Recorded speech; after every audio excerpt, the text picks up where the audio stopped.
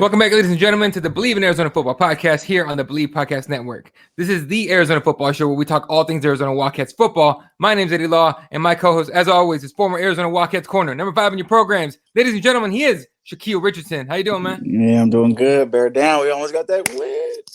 Yeah, that would have been a huge win to get our first game. I mean, it was supposed to be last week, but our first game to get a W now, especially against a ranked opponent in USC number 20, it would have been huge. But almost only counts in what do they say, horseshoes? Hand grenades and horseshoes. There you go, hand grenades and horseshoes. So anyway, folks, if you enjoy the show, please help us out by hitting that subscribe button on iTunes and leaving us a rating if you'd be so kind. We're also available on your favorite podcast outlets, including iTunes, Spotify, Google Play, Stitcher, Luminary, and TuneIn. And you can find us at Bleav.com and at Bleav Podcast on social media. So the NFL's in full swing. You might not be at the game this year, but you can still be in on the action at Bet Online. Week 11, man, we got plenty of big games coming up, including Arizona at Seattle. Of course, I'm a huge Cardinals fan, so I have to throw that one in there. And it's a big game in the NFC West. A big game for both teams coming off the Cardinals win a couple weeks ago at home against Seattle. The games I'm looking at, man, I'm looking at Titans at Ravens. That game's got playoff implications. And I always like to pick a game that doesn't really mean a whole lot, but I like Miami at Denver. Can Miami continue the resurgence behind that strong defense and the rise of Tua Tagovailoa? I mean, there's plenty to bet on this weekend, man. I think they can, actually. Yeah. I like the Dolphins. I like the Dolphins. I like the Packers versus the Colts. That's 6-2 versus 6-3. Of course, I like the Chiefs over Raiders. Chiefs over Raiders. That's the thing too. Is that I got friends that are big Chiefs fans, and they call the Vegas stadium Arrowhead West. Apparently, they own them. So right. And I got the Seahawks. Seahawks. All right, hey, fair enough. Yeah. You think Russell Wilson will go 0-2 in division to a young against us? Young Kyler Murray? No, I don't think against us. No, I think this will be a rough game. I'm still picking us, of course, but I think it'll be really hard. I think it'll be a much harder game than the last one. Especially at their place.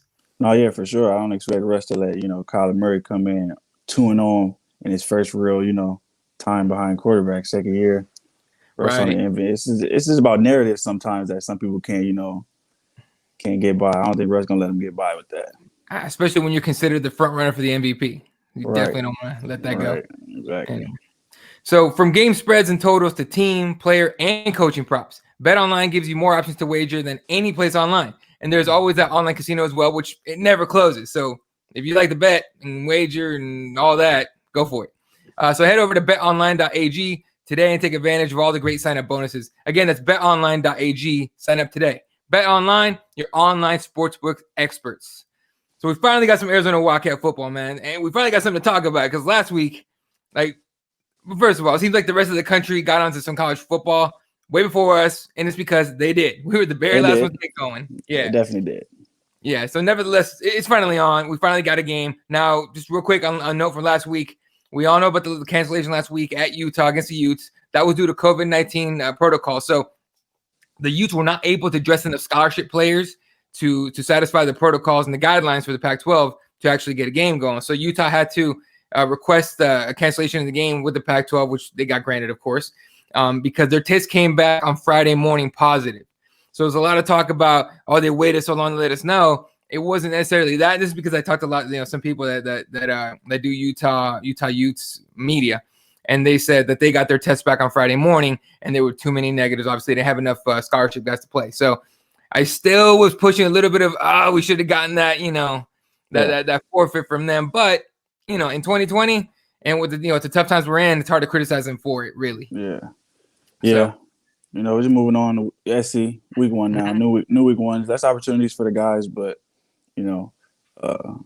any opportunity, good opportunity. They had a good opportunity versus SC. Mm-hmm. Yeah. No, and again, week 1 was Saturday at home against USC. Before we get into the numbers, Shaq, your overall feel of the game, and I know we're both kind of let down, but overall, if you look at the entire game, how did you feel about it? Overall, I felt good about it. I seen a lot of good football. I seen too many penalties though on defense, too many penalties, and I don't know if it was first game, lag or if it was conditioned or something. But the defense died down towards the end of the game. Started off hot. Run defense started off hot. We got playmakers on the front. We got definitely offense is top tier of the pack. Quarterback top tier, receiving core top tier, running back top tier. Everything is going to be high numbers for the offense for sure. Offense is going to put up numbers. Defense did well. First half, second half, let us down. Gave up that game-winning drive. Goodell had went down and took the lead. I saw a lot of good football on offense. I saw some good football on defense too, but that second half on defense, it brought me back to earth. We was about to beat SC. Yeah, no. So just like you said, man, it was a battle on the field. The teams went back and forth, taking the lead and all that. But Arizona grabbed that 30-27 lead with a minute 35 left on the clock, and that's when the defense had the biggest letdown of the game, in my opinion.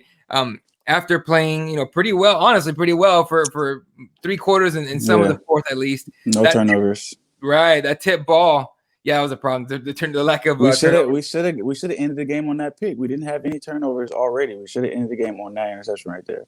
Right, Christian Roland Wallace. He went up for that pick, and instead of catching it, he tipped it. Now a lot of people say, a lot of I don't know. I mean, you tell me better. Obviously, you played, but a lot of times you see a play like that, you think bat it down, but he went up to try and catch it, tipped it, and then USC's receiver Amon-Ra St. Brown caught it at the 8. And he set up that last that running play that got the touchdown to win the game. Yeah, definitely should have caught it.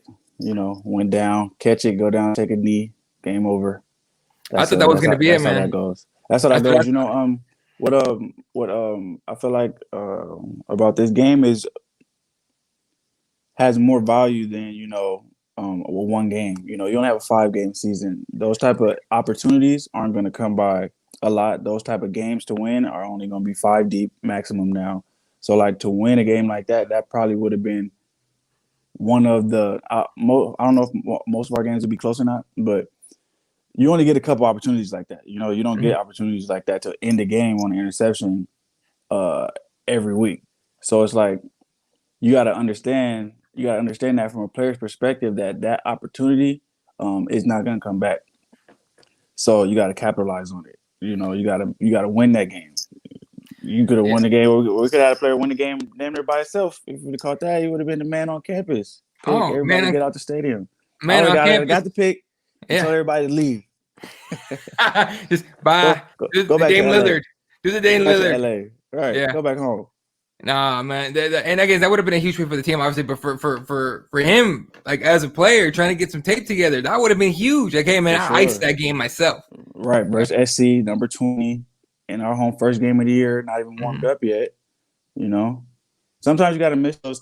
Sometimes you got to miss those opportunities to see how to change it next time for yourself. It's not about being hard headed, but you learn from experience. So, but it's just the season's so short. You got to learn by doing it. Actually making that play. For these guys this year, every play means way more than normal. So they got to make it happen. All right, so let's look at the numbers here. Pulling up the stats here. All right, so looking at the way the offense played, Grant Gunnell, 286, 3 touchdowns and that 1 pick early. And I remember you and I were talking throughout the whole game, and that 1 pick was like you were talking about his nerves of that first game. Yeah, it was first series. Mm-hmm. First series, the ball got a little high on him, and he rested up in the pocket a little bit. And I seen Joyner was taking a little time on his route too, and probably would have made him a little more comfortable on the throw if he would have got out his route a little faster. Mm-hmm. But like I said, it's early chemistry. You gotta learn that type of timing. It's the first game of the season. The time clock in 10's head will speed up, and the time clock in Gunnell's head will slow down. Mm-hmm. So like the time is gonna be perfect. He'll see it clear. It's gonna come open clear, and I don't have no issues with that pick. That'll probably be one of his few of the year. Yeah, no. If you like we were talking before the show today, a lot of for some reason U of A fans go play by play, and the second that 1 pick went, not everybody, but a good chunk of Wildcats fans are just like, here we go again, like ready to lose. Yeah, for some reason, man. But yeah, believe me, by halftime, they were all hyped up, all of them. Right, so just imagine this. Imagine as a player, right? You throw a pick and the game is still going. And you have to have confidence and, to bounce back. Fans here we just ready to lose. That type of mindset has to stay away from the actual team, because if one play goes wrong, that doesn't mean that the game is over. Everybody makes mistakes on both sides of the ball. But that mindset that we make one mistake, here we go again. Mhm. That's a bad mindset for a program, really. So No, we and gotta change that. But the way we can change that is by finishing plays and finishing games. Not just competing. We competed amazingly. It's amazing competition, but we could have finished that game with a win. We just gotta execute and make that one. I mean, I wouldn't say it was one play on that last drive, but it all comes down to that last drive. I feel like no matter what happens in the whole 60 minutes, that last drive was the most important. no, 100%. No, and I got to hand it to Gunnell, man. He didn't let that interception get in his head at all. I mean, came back and threw 3 touchdowns and he ran around a little bit. Did you think, because I thought for a little bit that on some of those plays, Grant was trying to do too much? As far as buying time, yeah. Yeah. As far as buying time, but he has amazing pocket awareness. So I feel like that's just a talent or a skill. Pocket awareness is a skill or a talent. Like if you can see the pass rush without looking at it, that's something that not everybody has. So maybe at his young age, he was just, showing it off a little bit unconsciously, like, oh, I could do this, I could move here, they can't, I could, step up here, I know how to step up there, I could bounce it out this side, then throw it away. Like, yeah, that's all good when you get to throw it away, but sometimes you're not gonna always get to throw it away. Sometimes you gotta, get rid of it as soon as you see that there's nothing going on for you. Like, don't take the sack when you don't have to take the sack. I'm not mad at Gunnell though; he did a great job. I don't have any real criticism on me. The fact that him holding the ball a little bit too long on some of those plays, I was actually impressed that he ran around for so long and hadn't got sacked. So it's like I don't have no fault in there. He's gonna keep getting better. He's still young. He controlled the game, the pocket. He controlled the offense. I didn't see no panic. He was comfortable. I want to see them be more intentional as a team, as an offense with playmakers. Right. Like we got Cunningham very involved. I wanted to get Joyner involved more because that first touchdown looked way too easy. Yeah. It looked like practice, like it was a scrimmage. He just blew right by the guy for a 30-yard touchdown. It was super easy. I feel like we could have ISO him a little bit more. We had great offense. Just spread the ball out great. Offense was great, I'm not gonna lie. I wish we would have ran the ball in for a touchdown. I think that would have made a difference, a big difference on the the mentality of the team. You remember when 7 ran it in for a touchdown on our team? Right. Those type of plays where they're in the end zone off a run play is a big momentum boost. If Brightwell would have gotten the end zone, then I feel like, the doors would have been a lot more open for the offense. I mean, when you have a bruiser, the way, Gary Brightwell is like, I mean, that dude just bumping into people. Like, as an offense, you're probably like, look, man, it's cool. We dropped that ball right there. Gary's going to get us a score right here. We're good. Exactly. Or run it first and then throw it. There you go. If he doesn't get it, then throw it. I think you got to start off establishing the run. Our first play was a pass play. I would have liked the run. And then we went right to the play action, and then it was an interception. Right. I think that was, I'm not a coach, but we would have ran the ball first. The run was working. We also had some supplementary run plays like those wide screens, those quick screens on the outside. We basically just substituted those pass plays and kind of made them run plays. Here get 3 or 4 yards, try to get 3 or 4 yards off the play. Maybe we bust it open, but the goal for those plays are really only to get 2 or 3 yards. To move the ball. And with our run game, our fundamental run game, it was getting us those 2 to 3 yards already. What was his average, Kerry? 5.3? Yeah. 5.3, 3.1, 3.7. All those are good averages. Right. The 3s are a little low, but they're not terrible. 5 is up there. If we keep feeding them the ball on first down, that'll open up the pass game like it did, like that long bomb that we had. I'm not sure if it was off of play action, but those type of, runs after we established the run, I think he was up probably 50 yards by then, 50, almost touching 100 by then. Right. Throw it deep over their head. Right. No, so we were saying the offense definitely showed up the way we thought they would.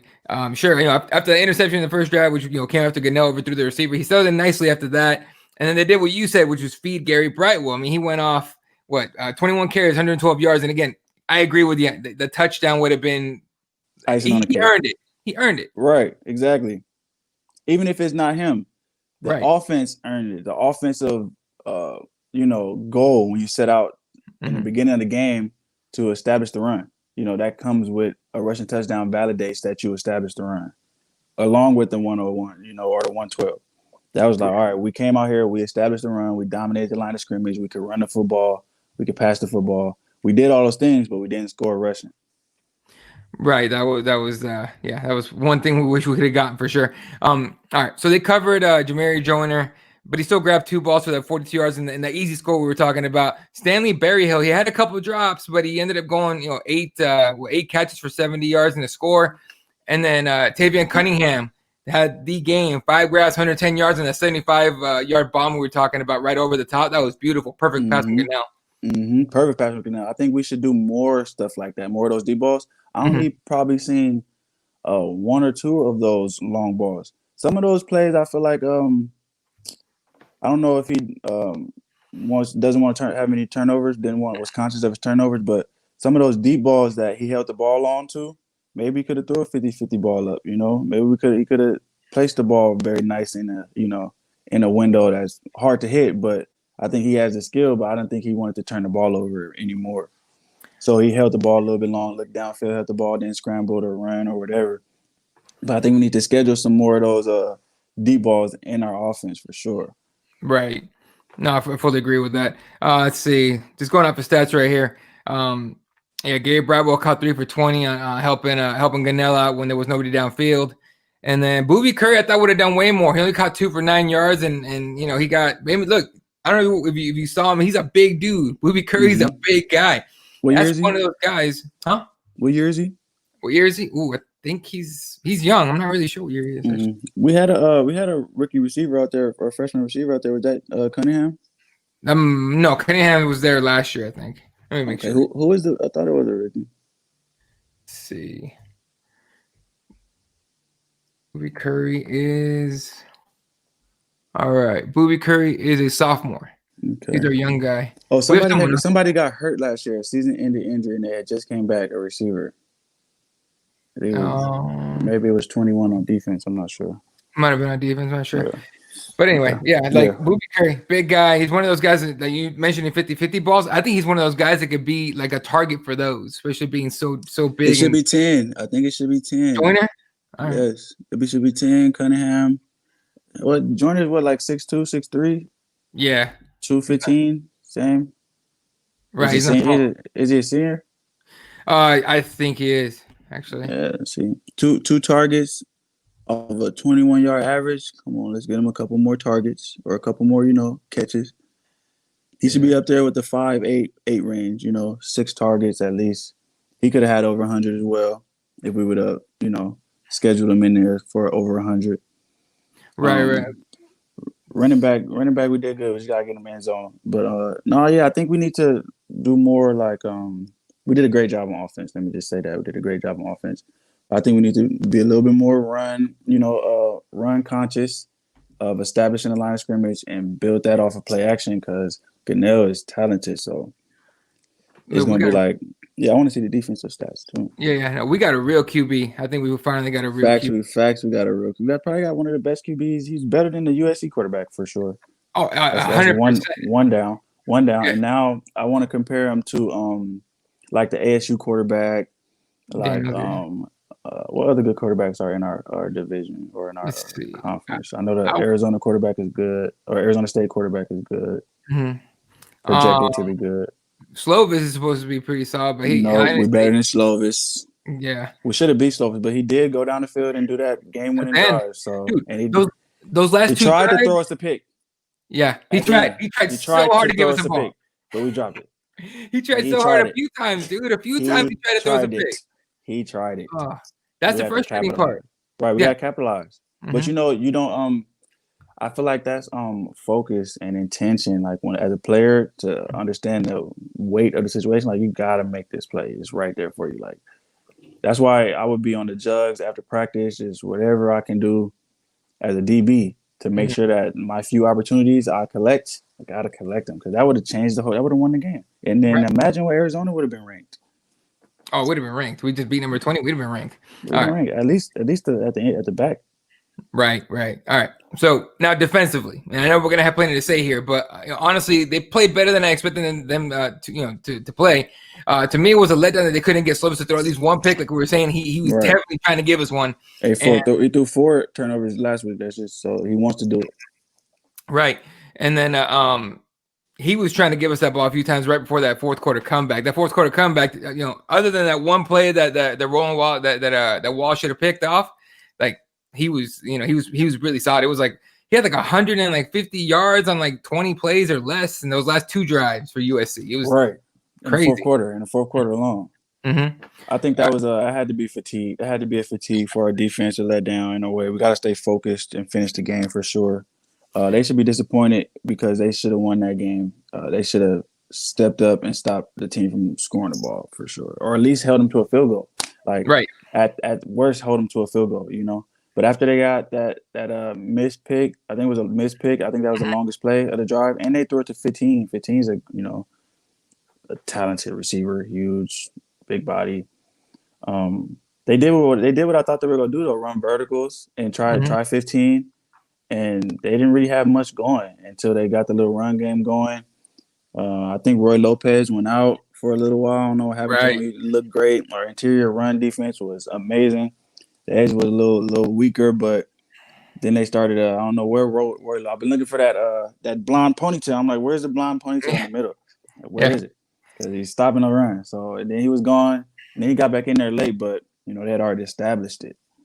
Right. And Roy Lopez is the kid you picked as a difference maker for the season on the last show. He showed up putting pressure on Slovis, but he was disruptive in that run game, and he just showed up big until, obviously, for some reason, we were talking back and forth during the game. It's like, where is he? No idea. We thought he got hurt. I thought he got hurt for sure. I thought he got hurt because he wasn't in. And then I seen that they were having success running the ball in the interior. So I'm like, hold on. That wasn't going on in the first quarter. Second quarter, that wasn't going on. Whereas, Roy Lopez. But I seen some soft tackling from our defense. Right. I seen some soft tackling from our defense. I seen some mistime, passes in our secondary. We could work on our deep ball coverages like that. That one that 4 had, he could have made a play on that one in 15. He was on top of the route. He was in perfect position.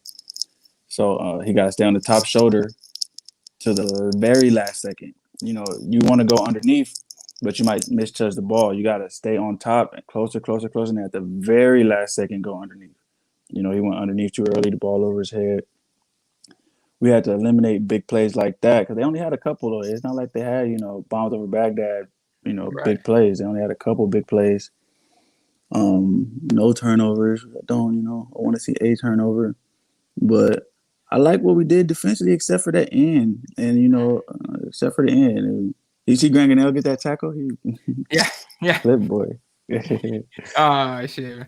Let's see. So what was I going to say about the first half? They held USC. We're talking about the defense real quick. Again, they held USC to 145 total yards in the first half. Like, when's the last time we had an Arizona defense that could do that? No, I like the defensive coordinator too. It was a third and our red zone defense was good. We stopped them like twice in the red zone. It was a third and goal from like the 11 or 12. And we was run at zero blitz, and that was an amazing call because they either got to score. Of course, they can get half your field goal, but they either got to score. But in order to score, they got to run routes that's plus 10 yards. Right. So when you blitz one more than the protection half, the receivers don't have time to get to the 10 yards. And I think we got off the field. I don't know how we got off the field. Pressure probably, but whatever it was, we got them off the field. Turnover on downs. We had about 2 or 3 turnover on downs, didn't we? As a defense. I think. Hold on. Did we have turnover on downs or did they punt it? Because that's a turnover if it's turnover on downs. I don't think so, dude. I think. Did they go? They were 1 for 2 on fourth down. They were 1 for 2 on fourth down, right? Oh, so they got one of them. Got it. Yeah, they got one. I'll give us 1 turnover. Yeah, fair enough. Yeah. Oh no, you're right. That did happen. I remember that play. All right. All right. So what was I gonna say about the at the very end? Obviously, like to me, the third down penalties. Oh yeah, penalties are terrible. Should have shot us right in the foot, man. Right the one I always have an issue with was the PI they called. I forgot on who, but it was so questionable because that ball was not catchable. Like that was nowhere near catchable. Threw the flag anyway, and they got him that first down. I wasn't happy with the reffing the entire game, but they were very involved. Oh yeah, they were bored. They want to do something. Right. Yeah, first game, let's make a couple calls. Their arms were getting itchy, so they were just like, oh, whatever, and whatever happened. Right. All right. So apparently injuries were an issue near the end of the game with the safeties and some DBs. I just read that a little while ago. They couldn't play as tight as they wanted to. At least that's what Kevin Sullivan said in the post game press conference. Here's what he said about the defense's performance. He said, "Quote: I thought in the first half we did a good job. We only had 3 penalties in the first half, but they were three third down penalties, right? One questionable call, and then some others that gave them first downs to keep some drives alive. But the rotation up front, I thought, has improved, particularly in the run defense. They started running some more stretch zone, and it took us a while to get that shut down in the second half. But overall, we're better. One thing I would say is we didn't force a turnover today, but that's credit to USC as well." End quote. No, they're trying to throw the ball. They're trying to turn the ball over. They tried a few times to turn the ball over. We got to take advantage of those opportunities. And I think it was a stretch zone because the interior defense was rocking, but the edges were a little bit softer because you need some, if they're blocking down, you need a DB or a safety to come get that D gap. On that touchdown, he ran, 21 could have stopped the dude, but, he ran in for a touchdown. It is what it is. But the edges, they probably did find a little bit more success on the edge than interior, because interior, we were holding it down for sure. But on the edge, you got to be stronger. They weren't getting anything down the middle. It was not happening. All right. I like that. That's a sign of a good, good D line. Dude, it's night and day from last year, right? Last season we talked about like that middle's not doing anything. Right. It was cutting us down the middle. Now it's like, no, good luck. Now you got to attack us on the outside. We just, like you said, need to come up. And that we had a linebacker in there that was doing good. What was his name? With the hair. Was it Rourke Freeberg, the middle linebacker? The middle linebacker. Yeah, the Mike. The Mike was doing work, dude. He's a walk-on from Scottsdale, and actually, we'll talk about him in a second. But all right, so if you had to pick, look at this right here. Sorry, what's up? 1 TFL, half a TFL, 2 TFLs, 2 TFLs, 2 TFLs, half a TFL. That's good stat line. Great stat line for sure. Tackle for losses are good stats for these players and for our defense. Right. No, but Rourke Freeberg, and actually, real quick before we talk about him, the tackle for a loss and everything, people underestimate that stat. They think because you can make up for that in the pass game, whatever, that those don't mean a lot. That means a lot, right? It does mean a lot. It means a lot because you put the offense behind schedule. So it limits the options that they can go to make up for the first down now. They're not on schedule. As offense, you want your offense on schedule. First down and 10, second down and 5, first down, 3rd and 1. You want those type of numbers. If you get to 1st and 10 and now you're at 2nd and 15, you have a different set of plays that you have to run now. See, the screen game, you got to make up. You don't even want to get the whole first down no more. You just want to make it a manageable 3rd down. Right. And then when you get a team in 3rd down, that's the money down. So now that you get them at 2nd and 3rd and 10 now, they got a couple yards back from 2nd down, 3rd and 10. Oh, you ready? Pass rush should be up the field. Defenders should be, aware of the down and distance because they want to make a first down. That's what they want to do. They want to get to first down. So that helps a defense know the strategy of the offense. It limits the offense's options. So then you have an ability to, call something that's, that is going to work, in the situation, because the situation dictates what the offense has to do now. So those big plays, those tackle for losses were great. We need more of those. Yeah, we got 8 of them. We got 8 of them total. That was good. Negative plays. We need some interceptions, and that's the problem. None. Zero interceptions on that. We did well. We did decent on special teams too. I mean, decent. We didn't have no touchdowns or nothing, but Yeah, as weird as it is, what's the kid's name? We were awful punting team the last 2-3 years, and we got this kid Tyler Poole, I think his name is. That kid can punt. We finally got a punter, which is a weird thing to be celebrating about. But field goal kicker is going to the NFL. Havertz, yeah, right here. He got 4 50-yarders on his career, 4 or 5 50-yarders. Yeah, 3 for 4. Long 51. Come on now, let's go. We take that to the bank. Yeah. No, he's gonna get plenty of opportunities this season to score too.